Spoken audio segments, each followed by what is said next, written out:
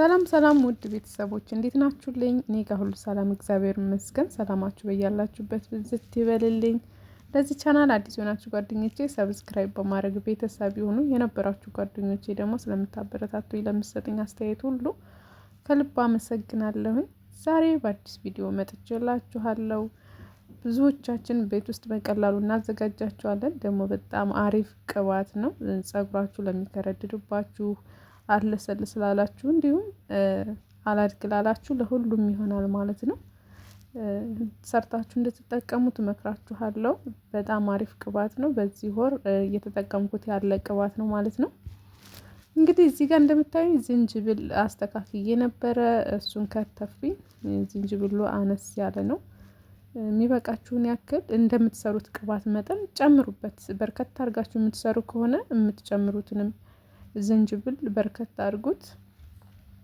ከዛ ውጭ ደግሞ ካሮት ነው። ካሮትም አንድ ነው የተጠቀምኩት። ከአንዱም ትንሽ ቀንሼለታለሁ።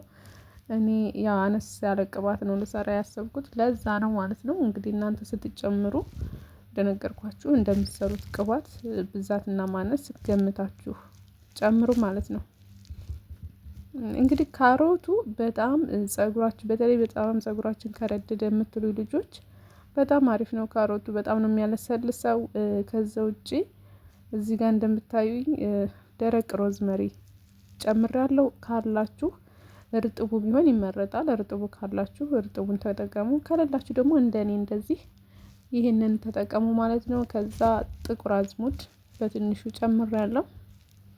ከዛ ደግሞ ቅርንፉድ ካሮቱን ፈቅፍቄ አጥቤ ነበር ያስተካከልኩት። ከዚህ ኮኮናቴን ጨምራለሁ ማለት ነው። ኮኮናት ኦይል ከዛ ደግሞ ዘይቱን እጨምርበታለሁ። እንደምታዩት ዘይቱን ወይም የወይራ ዘይት ጨምርበታለሁ ማለት ነው።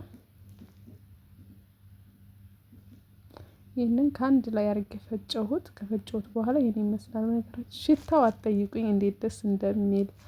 ጥቁር አዝሙዱ አለ፣ ቅርንፉዱ እና ዝንጅብሉ አለ።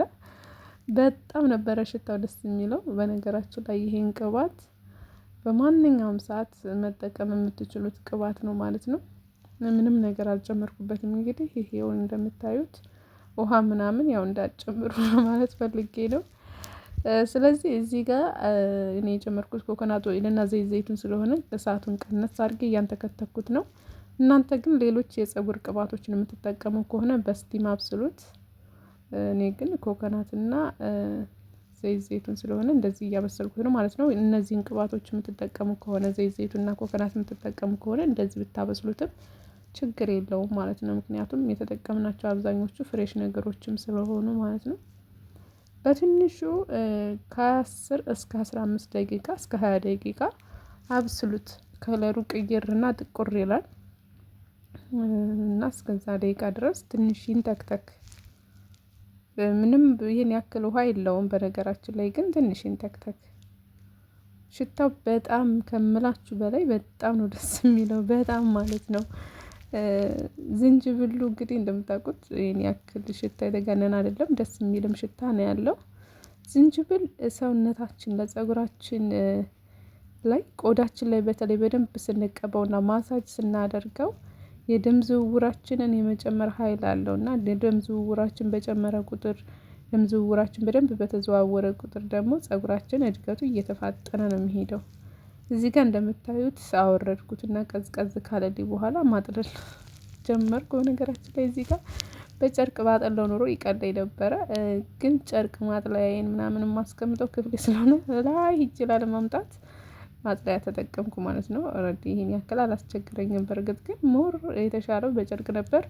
ስለዚህ እናንተም ከቻላችሁ በጨርቅ አጥልሉት፣ ካልቻላችሁ ግን እንደዚህ ማጥለል ትችላላችሁ ማለት ነው ውዶችዬ። እና ካሮቱ ደግሞ ፀጉራችሁ በተለይ ጫፍ ጫፍ ላይ ለሚደርቅባችሁ ልጆች የካሮቱን በጣም አሪፍ ነው። ካሮት ጨምራችሁ ብትሰሩበት ልስልስ ነው የሚያደርገው የመጨረሻ ማለት ነው ካሮቱ። ቅርንፉዱ፣ ጥቁር አዝሙዱ ደግሞ ፀጉራችን እንዲያድግ ነው የሚያደርግልን ማለት ነው።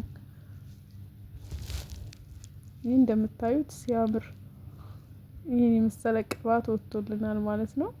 ይህንን ስትቀቡ ቆዳችሁንም ፀጉራችሁንም ጫፍ ጫፉን በተለይ የፀጉራችሁን ጫፍ ጫፍ ራሱ በደንብ ብትቀቡት ደስ ይለኛል። በቃ ቅባት ስትቀቡ በተለይ በደንብ ቀቡ።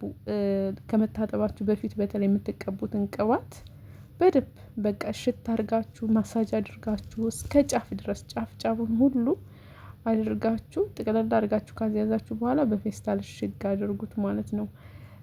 ከመታጠባችሁ በፊት የምትጠቀሙት ቅባት ሲሆን ማለት ነው። እኔ ግን ይሄን የምትቀባው በነገራችን ላይ አልታጠበውም። የምታጠበው ቅባት አይደለም ሽታ ይሄን ያክል አይረብሸኝም። ስለዚህ እላይ ላይ እንዲቆይ ነው የምፈልገው። በነገራችን ላይ ቅባቱ በማንኛውም ሰዓት ነው የምጠቀመው። ከውህዴ ጋር ጨምረዋለሁ። ሳበጥር የምጠቀመው ነው። እዚህ ጋር እንደምታዩት ሳበጥር ነው እየተቀባሁት ያለሁት። ድንገት ቅርንፉዱ ትንሽዬ ስለሚያስታውቅ ወዲያው ሰው ጋር የምትጠጉ ከሆነ አትቀቡት።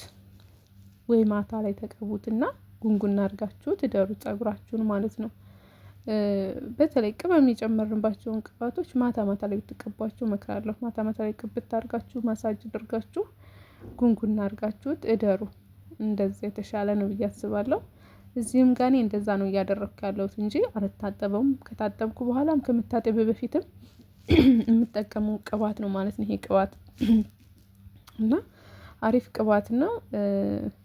ላይ ሲቆይ ደግሞ ሞር ለፀጉሬ በጣም አሪፍ እንደሆነ ስለማምንበት ነው እንደዛ ያደረኩት ማለት ነው። ሽታውም ይሄን ያክል ደግሞ አይረብሸኝም።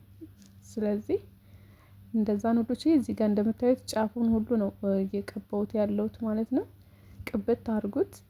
ቆዳችሁን እዚህ ጋር ቆዳዬን ብዙም አልተቀባውም። ምክንያቱም እንደ ትናንት ነገር ነው ቆዳዬን የተቀባሁት። ስለዚህ ብዙም አያስፈልገውም። በየ2 ቀኑ ነው ቆዳ የምቀባው። ፀጉሬን ግን እንደዚህ እንደምታዩት ቅብት አድርጌዋለሁ ማለት ነው። በተረፈ በጣም ነው የምወደው።